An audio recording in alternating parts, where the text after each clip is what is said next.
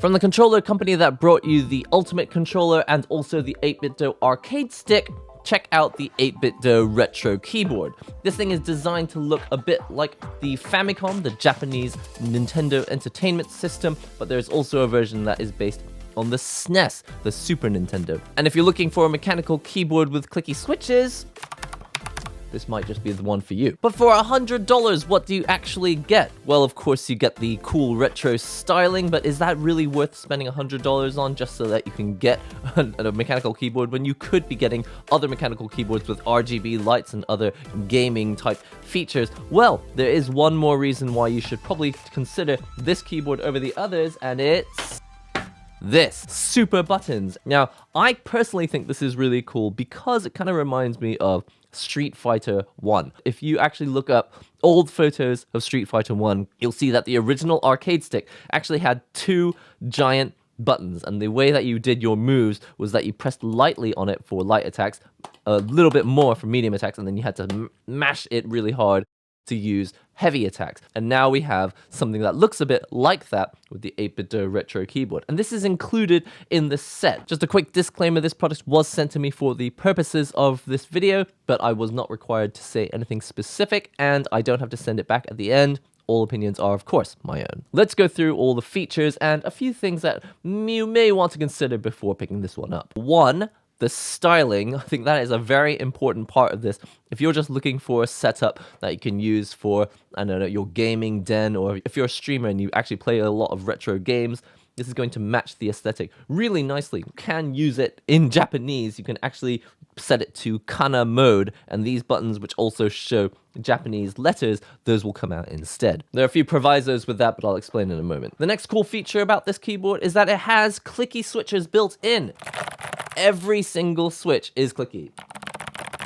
Now, I actually tested out a gaming keyboard, and that was by Corsair. I reviewed it like 4 or 5 years ago now. Even though it had flashing lights, it wasn't full RGB. What it didn't have was clicky switches. It had mechanical switches, and so they were nice and fast, but these are so satisfying to press. Apparently, they're called the Kale Box White Switch V2, and they're nice. They're really nice. And I say that because I actually put my standard blue Cherry MX switches in here, but these have a little bit more tension to them. These are more solid. Now, this could be a minus as well. If you live in a dorm, or if you share a bedroom with someone, then this is going to get pretty annoying pretty fast if you have clicky switches on. I think there's like at least 80 or 90 keys.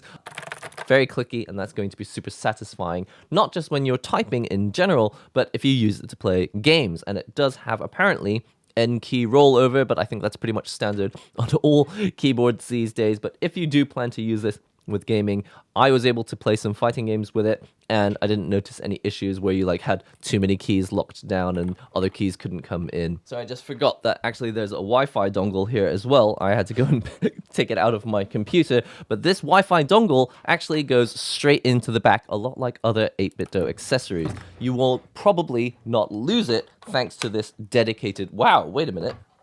It's magnetic. I didn't even know it was magnetic. If you want to use it with Bluetooth, you also can, because it has a little selector switch here on the side, so you can go from Bluetooth to wireless dongle, or you can just use it wired. So there are 3 different ways to connect this to your computer, which also means if you use like a separate streaming PC and a gaming PC separate, being able to switch with an actual physical switch is so much nicer than other keyboards I've used where you have to use like the function button, and then like you hold down function and then you press like F3 or F6, or you press like some sort of Wi-Fi thing over here, and you just watch the flashing lights go off and on. It's just like, I'm trying to connect to the wireless now, and then it flashes blue. It's like, I'm trying to connect to the Bluetooth now. It's like, none of that.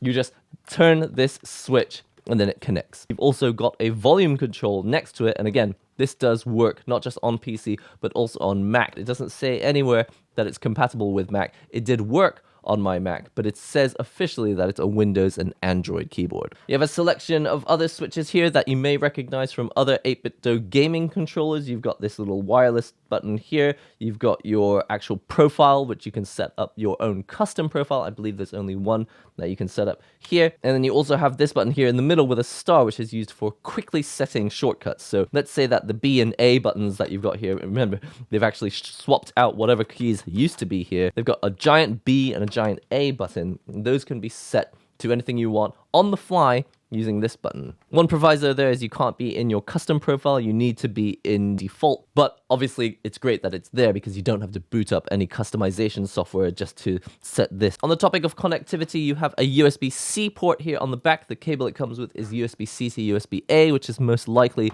the empty port on your computer where you'll be plugging in your keyboard. Let's face it though, you're probably going to be using it wirelessly. Didn't notice any significant delay. Along the top, if you use caps lock or scroll lock, you've also got a little LED that lights up here, and when you turn the keyboard on, you get a little red light that shines on here. Now this is actually particularly retro because you do not see LEDs that jut out from devices that often anymore. It's usually like teeny tiny LEDs that are just on a PCB somewhere lit up, a bit like these buttons, these lights which are right next to it. So those are the main features, but one of the most exciting things about this keyboard you want to know about is this, the super buttons. And I'm going to start by talking about the actual built-in buttons. You've actually got a B and an A button on the keyboard, and as far as I'm aware, these are separate to the super buttons that you actually plug in. So I guess these are just B and A buttons, but the super B and A buttons are over here. And something you may not realize is that actually you can have up to 8 of these buttons. You plug this into here, there's an A port, B port, an X port, and a Y port, which is really confusing because actually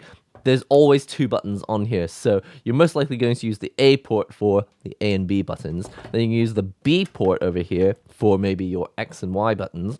And then you've got an X port, which you can use for another completely 2 different buttons. And then you've got a Y port, which you can use for, I guess, I don't know, L1 and L2. So it's really cool that you can have up to 8 buttons. Just makes no sense that they're labeled A, B, X, Y because every single one of them is always going to be 2 separate buttons. Now, when it comes to the button feel of these super buttons, I have to admit, I don't think it really matters because they're giant buttons that I'm probably not going to be using that often. I would only really be using it as a gimmick. But it turns out these are not the same switches that are in here. These are also clicky switches, but they are these green Gateron switches. It's not that it's super loose, but it is loose. It's not like a super tight fit. This feels like, I don't know, just a cheap giant button. If you were hoping to use this keyboard for something like Project Diva, I suppose you could do that, but it is a little bit light, so I think it would be nice to have like a proper dedicated controller which feels a little tighter. But like I say, most people are probably just going to be using this as a giant novelty, like, okay, time to copy and paste.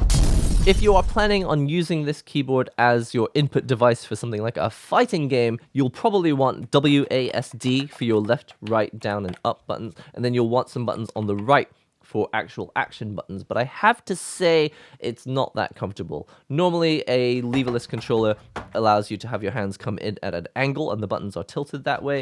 If you're using a keyboard, unlike having a keyboard, left hand on the keyboard and right hand on the mouse, if you have both hands on the keyboard, you'll find that your hands are kind of in like this, and this angle does not feel great for playing fighting games. One way that you can alleviate this issue is that instead of having your hands like this, you can move your right hands over to this, the print screen, insert, delete keys over here.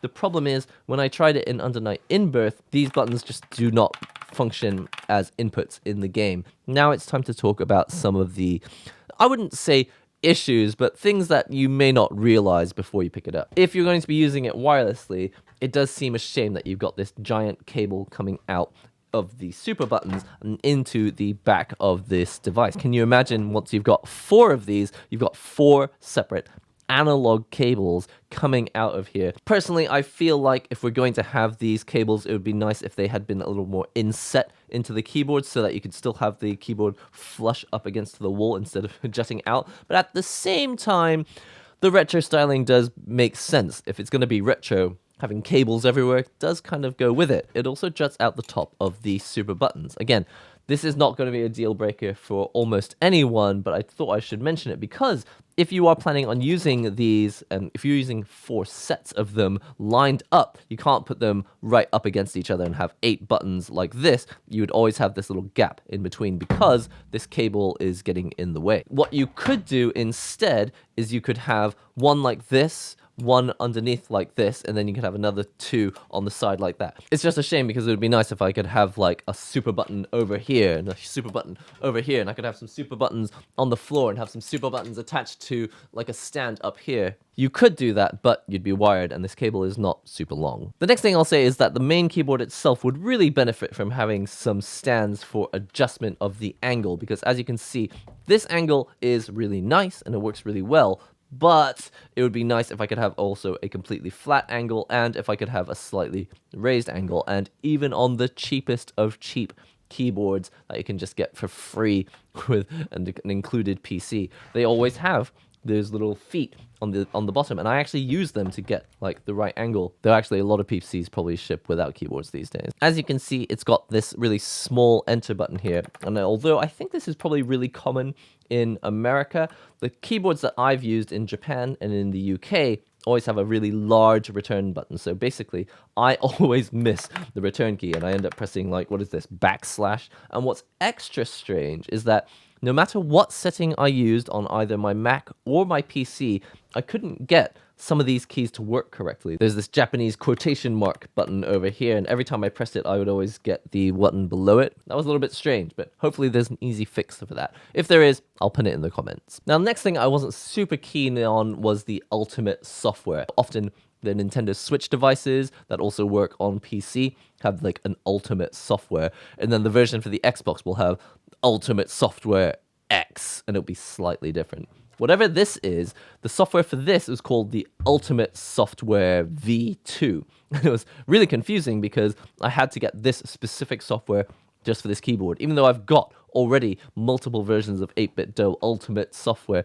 I think it shouldn't be called Ultimate Software unless this is the last one. I feel like the Ultimate should only exist once. When I was testing the 8BitDo arcade stick, I was able to put in exactly which button and how many milliseconds it should wait before typing in the next button. Unfortunately, you can't just type in the moves, say like button 1, 15 milliseconds, button 2, 25 milliseconds. Instead, what you have to do is you have to do the combo in real time and record it. I could not find any way to change this. Again, 8BitDo, if I'm wrong, let me know, but I basically had to click a record button, do a combo like this, and it worked, but it was a hassle because sometimes if you got like 3 or 4 things that you want to program and you don't want to perform it perfectly for the recording, just in case there's some slight changes, it would be much better if we just had the same software that we use for all the other 8BitDo controllers. One last thing I'll say, which probably won't affect most of you, is the fact that there's no actual Japanese language input selection button. Instead, what you have is your B and A buttons. And so in a way, it's okay because you can program these yourself. But having said all that, I will be replacing my current gaming keyboard with this instead.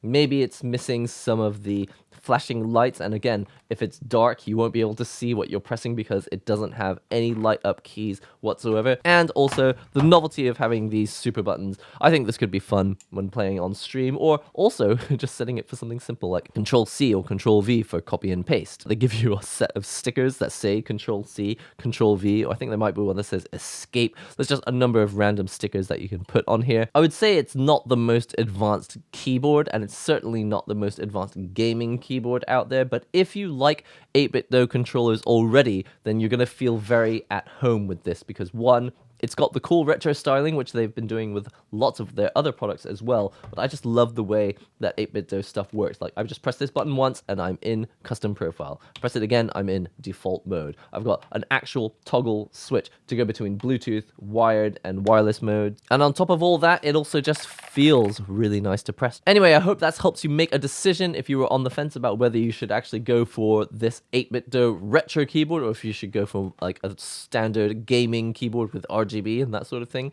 If you're interested in other gaming accessories, definitely check out this video next. Subscribe if you haven't done so already. Leave a comment and let me know, is this going to be the perfect fit for your streaming setup, or would you prefer to just go for something plain that has just tons of functions instead? Personally, I think this is way more fun than anything that's serious. Just giant super buttons. I kind of want this keyboard just for these buttons. Anyway, I hope you've enjoyed this. I've been NihongoGamer, and I'll see you real soon.